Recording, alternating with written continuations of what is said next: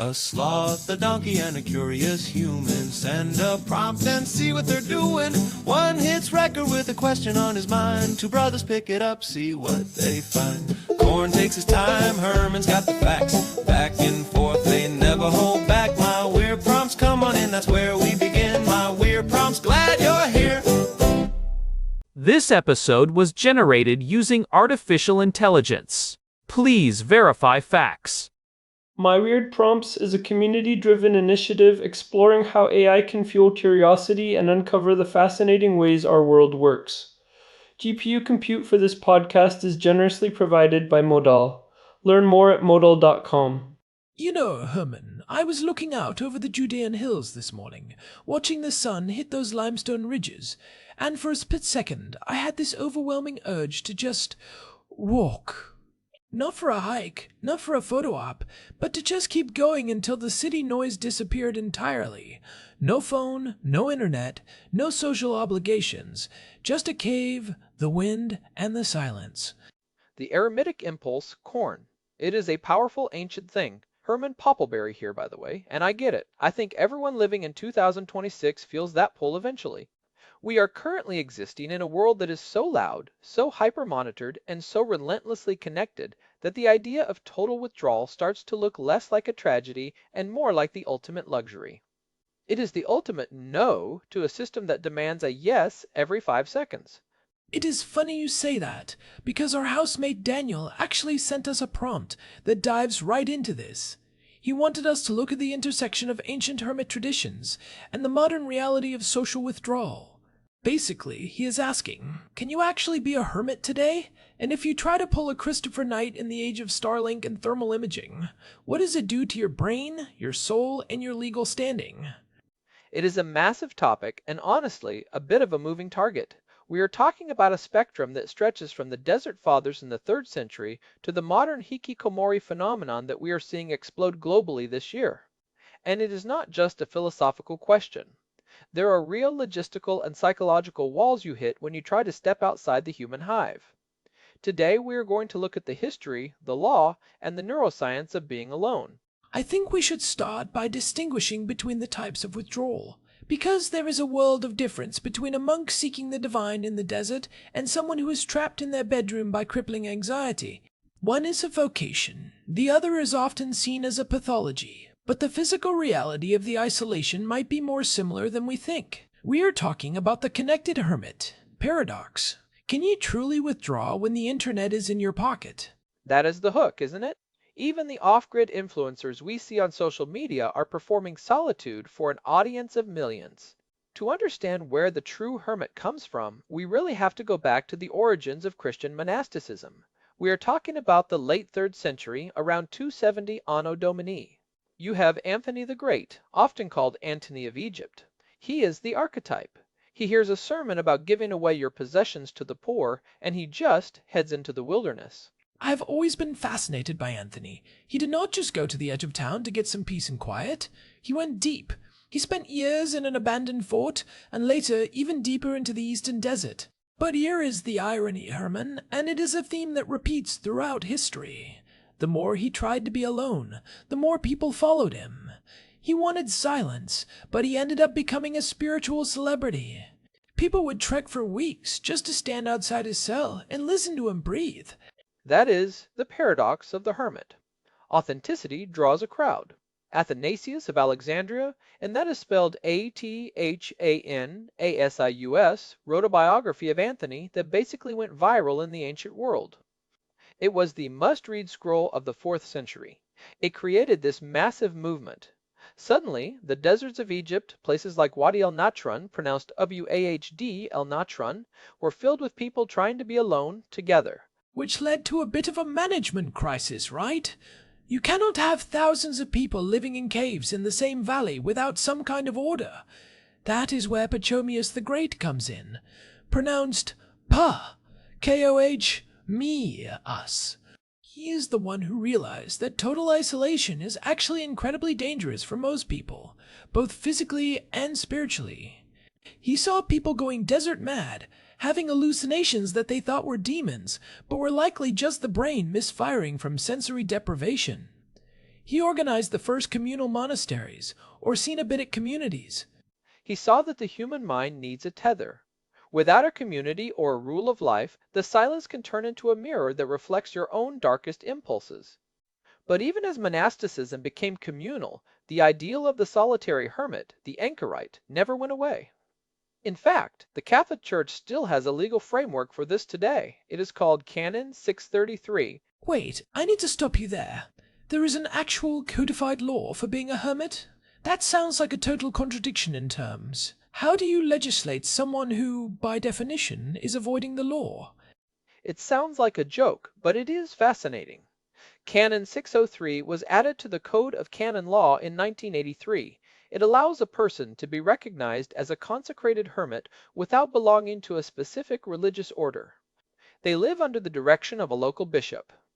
They take public vows of poverty, chastity, and obedience, but they live alone.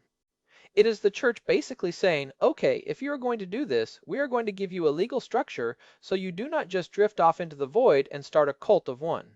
So, it is like a professional certification for being a loner, but that is the spiritual side.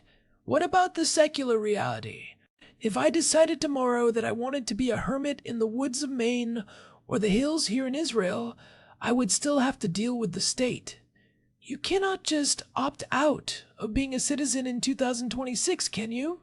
That is the biggest hurdle. The state abhors a vacuum. We talked about this a bit in episode 816 when we looked at the evolution of human order. The state requires you to be legible. You need a postal address, a tax identification number, a digital footprint. If you do not have those things, you are not just a hermit, you are a problem to be solved. This brings us to the modern legend of isolation, Christopher Knight, the North Pond Hermit. Knight is the gold standard for modern hermits. In 1986, at the age of 20, he just drove his car into the woods of Maine, left the keys on the dashboard, and walked away. He did not speak to another human being for 27 years, with the exception of one single hello to a hiker in the 1990s. 27 years. Think about the logistics of that, Korn. He did not have a farm. He did not have a hunting license. He survived by committing thousands of tiny burglaries over 3 decades. He targeted summer cabins around North Pond. He stole food, fuel, batteries, and books. He was so meticulous that he never lit a fire, even in the brutal Maine winters, because he was afraid the smoke would give him away. He lived in a state of perpetual hypervigilance. And that is the friction point. To be truly alone in the 21st century, Knight had to become a ghost, but he also had to become a parasite on the very society he was fleeing. He needed their AA batteries and their frozen Snickers bars to survive the winter. When he was finally caught in 2013, the legal system did not know what to do with him. He had no social security history for 30 years. He owed a massive debt to the community. He was a man who had successfully deleted himself from the map, but the map eventually redrew itself over him. It is the same thing we saw with Mauro Morandi. He was the caretaker of Budelli Island in Italy for over 30 years. He was a modern-day Robinson Crusoe, living in a former World War II radio station. He was a local hero, a man who had become part of the ecosystem. But the island was turned into a national park, and the Italian government spent years trying to evict him. They wanted to turn his home into an environmental education center. Which is so ironic. You have a man who has lived in harmony with the land for 3 decades, and the government wants to kick him out to teach people about living in harmony with the land. Morandi eventually lost that battle in 2021. He was forced into a small apartment on a nearby island. He said the noise of the cars and the sight of so many people was physically overwhelming. It highlights the tragedy of the commons. If you occupy a space for long enough without a deed, the state feels the need to reassert its ownership. Let's pivot to the psychology, because this is where it gets really heavy. Christopher Knight said something profound after his arrest. He said that in the woods he lost his sense of self. He said, and I am quoting here, "There was no one to perform for. I did not need to define myself. I became irrelevant." He said his self just evaporated. That is a terrifying thought for most people. We spend our whole lives building this self through social feedback. In psychology, you often talk about the looking glass self, right? Charles Cooley's theory. We understand who we are based on how others reflect us back. When you remove the mirror, when there is no social feedback loop, The ego begins to dissolve. For a desert father, that was the goal, kenosis, or the emptying of the self to be filled with the divine. But for a secular person, that dissolution can feel like a type of death. But is it healthy? We know that prolonged isolation can lead to cognitive decline. There is research showing that the prefrontal cortex, the part of the brain responsible for complex decision-making and social behavior, can actually shrink in people who are in long-term solitary confinement. But there is a massive caveat there, isn't there?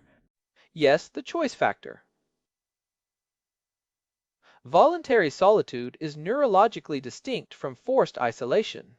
When you are in prison, your brain is in a state of constant stress and hypervigilance. Your cortisol levels are through the roof. But when you choose to be alone, your brain processes it as a state of intentional focus. Research from 2024 indicates that while extreme isolation can alter brain structure, specifically in areas related to memory and emotional regulation, these changes are often reversible. When people are reintroduced to social environments, the brain begins to rewire itself. It is plastic. But the social skills definitely atrophy. Knight said that when he was caught, the sound of human voices was physically painful.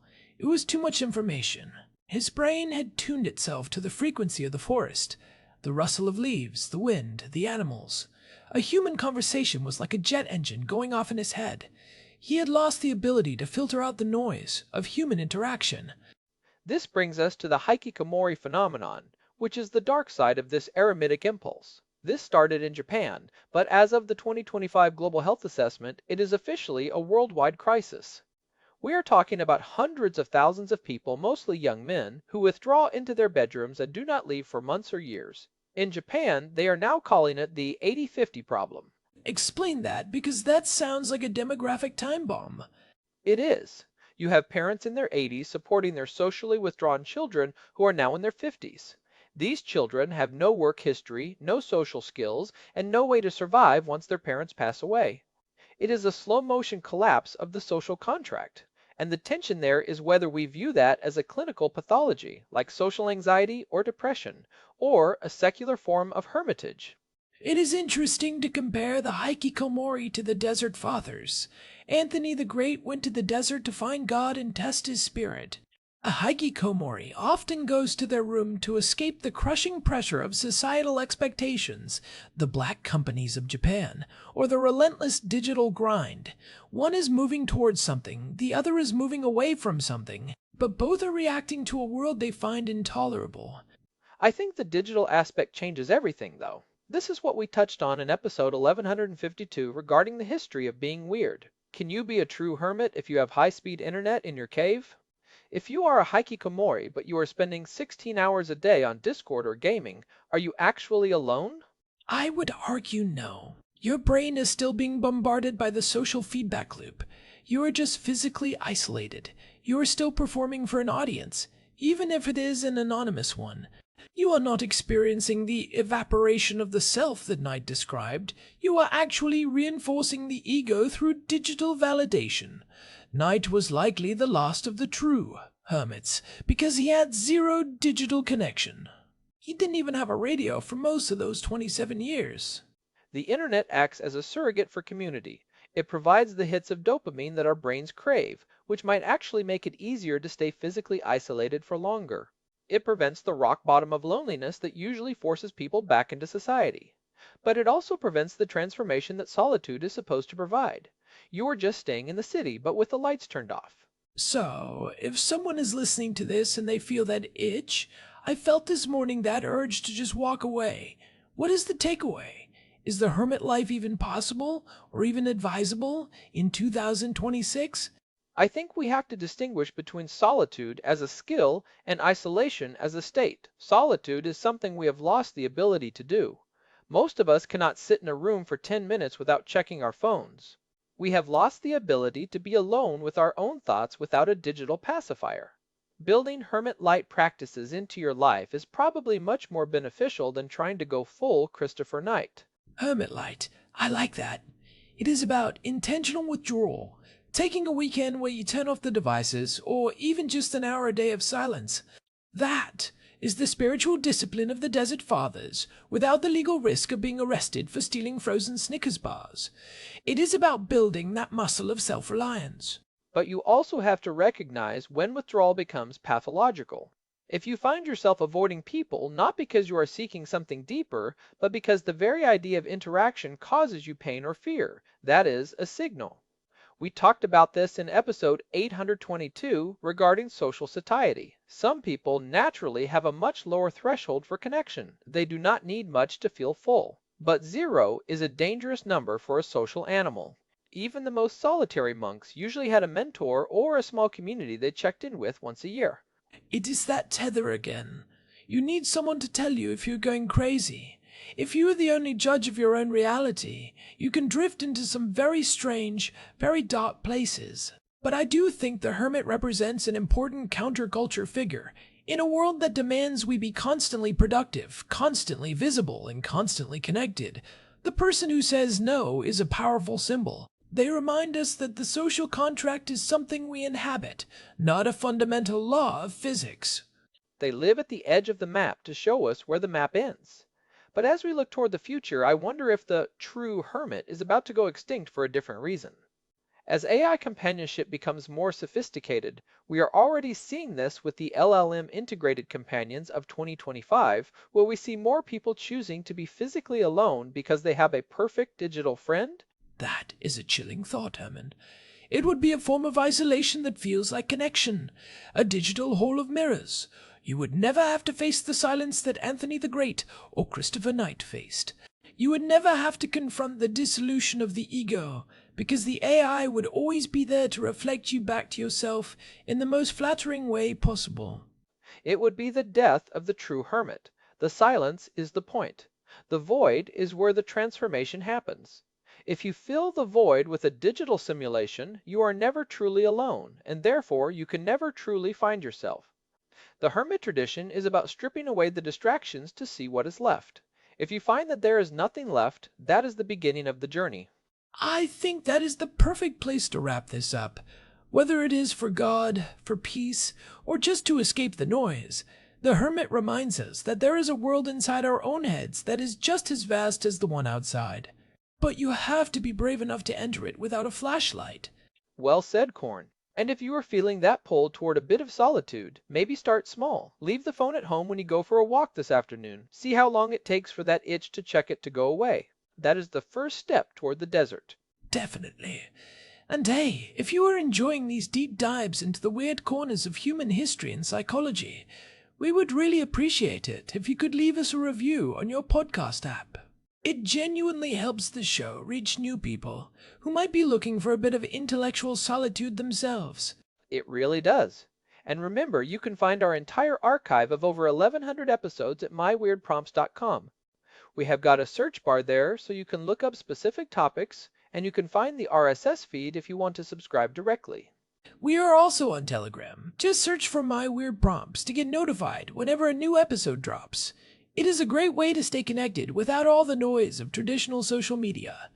Thanks for joining us today. This has been My Weird Prompts. I am Herman Poppleberry. And I am Korn. We will see you next time, unless we have all moved into caves by then. Given the state of the world, Korn, I would not bet against it. Fair point. Talk to you soon, everyone. Goodbye. This episode was generated using Gemini Flash 3. Text-to-speech engine was Chatterbox. Thanks for listening to our show, My Weird Prompts, where our thoughts go from slow takes to facts on cue. We change and